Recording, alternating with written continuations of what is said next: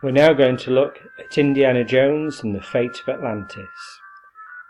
This is the next game in the series, and you'll find there's a number of enhancements that have occurred in the 2 years between Monkey Island and the next game, Indiana Jones. It's based on a well-known film franchise, so the name was well known, and it builds upon the theme of archaeology and links to Atlantis, a fabled city.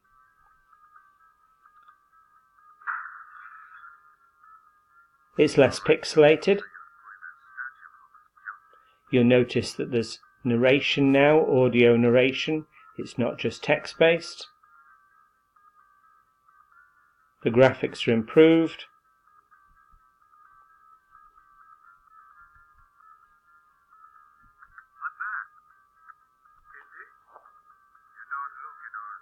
All of the characters have voices, so there's narration throughout.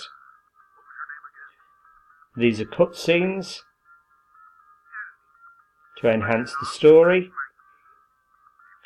Just like the TV and film franchise, Indiana Jones is fighting the Germans.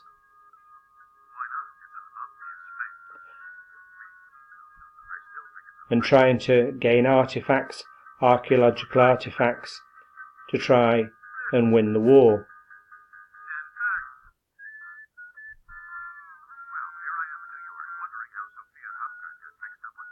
Sophia Hapgood is the love interest throughout. So there's that stereotypical love interest that happens in lots of media franchises. You'll notice that again it's point and click, except now there are only 9 command terms instead of 12, so they've cut down on the number of command terms. They've decided that 3 of them weren't necessary. That means fewer command terms means that it's less complex. You're less likely to click on a command term and an object in the point and click that don't go together. So the gameplay is improved, it's less frustrating, less options for you to choose from, means that the whole process of the point and click adventure is far simpler. By having fewer command terms as well, and a better look to the command terms as well, so they're laid out better and the graphics are better, but there's also an inventory here which is a graphical inventory, so it's not just words now of items that are in your inventory, there are pictures, and if you hover over then pop-ups occur and it tells you what it is, and you can even click on it and it will give you more details. If I pick something up, it adds it to the inventory and the narration tells me what it is. It's still linear in that I need to solve this scene to be able to get into the next scene. However, there are various different options, so it's less linear than the last game. I can use strategy, say for example, I could push a crate,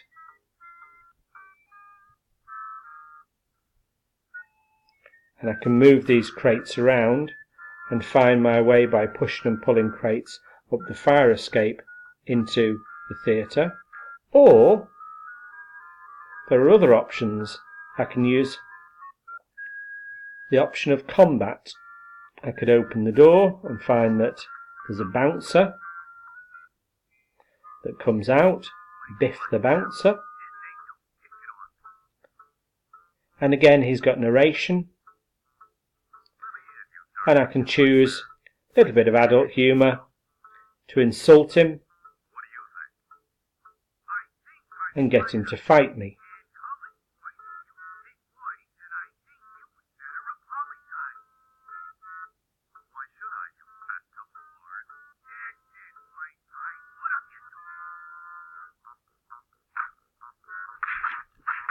Fairly simple combat,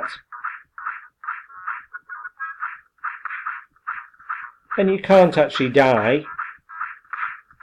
At various points within the game you can actually die, and so there are points checkpoints where you can save, but it's quite hard to die because that's not really the point of a point-and-click adventure.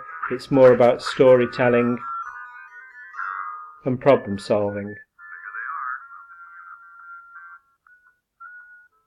And now I can enter the theatre and interact with the characters that I now meet.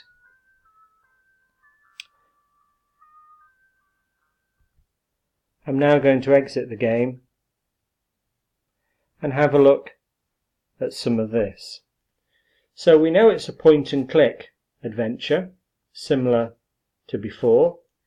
It's less linear than it was before because there's a combat option or a strategy option.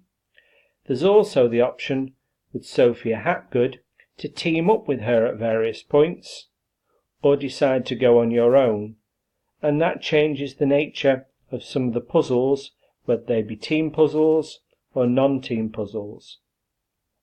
If you're in a team, you can switch character, so you can play as her and then play as you, and then that allows you to solve the problem in different ways. Sometimes she has different attributes than you do, so she can do things that you can't, and vice versa, or you can decide at some points to go on your own. So it's a little bit more complex and less linear, even though you are going through stage by stage.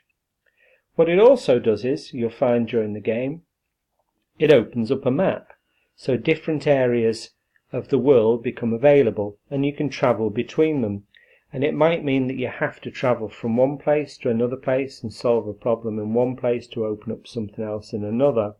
And so even though you're going through in a linear fashion, you've got to solve a series of problems before you get to the next stage or the next level of the game. It is far less linear because you can switch characters, switch locations around the world. You have to go to different locations around the world. Sometimes you do have to play as Sophia Hapgood. Sometimes you can choose between combat option or strategy option, and sometimes you can decide to go alone or to team up with Sophia. You'll notice, as we said, the point and click command terms have cut down from 12 down to 9. That makes the gameplay, that's how easy it is, how enjoyable it is, how frustrating or not it is to play the game. It makes it less complex, and so it's easier and less frustrating to play the game. And now it's more about the story and finding the right combination of command term and point and click objects. Also, there's a graphical inventory, there's narration where characters will speak to you, and then that enhances the characters and the story, so the narration and the story comes more to life than it did in Monkey Island, and that makes it more enjoyable as a storytelling adventure.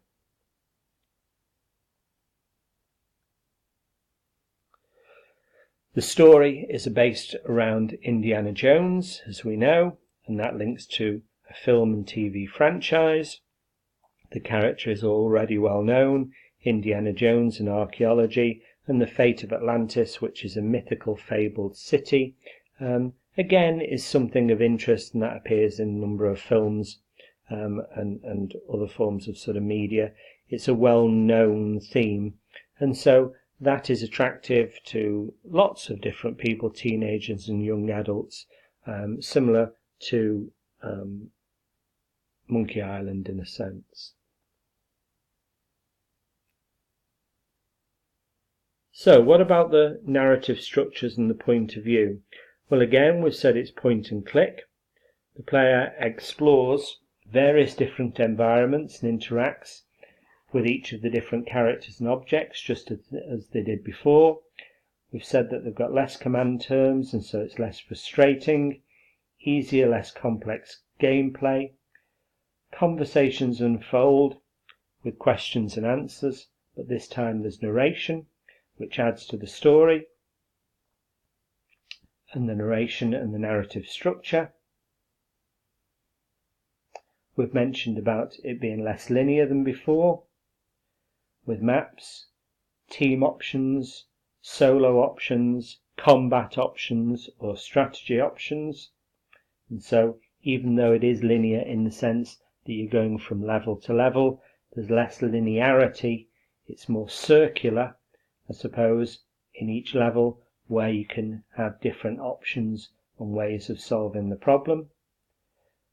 The point of view again is two-dimensional, with part of it being 2.5 dimensional, so it's not really fully three-dimensional, but it looks as if it's three-dimensional. Sometimes if you walk off into the distance, your character, your sprites, get smaller and smaller, which looks as if it's 3 dimensions, but it's not really. It's not a full 3D game, so we call it a 2.5D game, where it's got the effect of 3D, and some of the scenes seem to have some form of depth.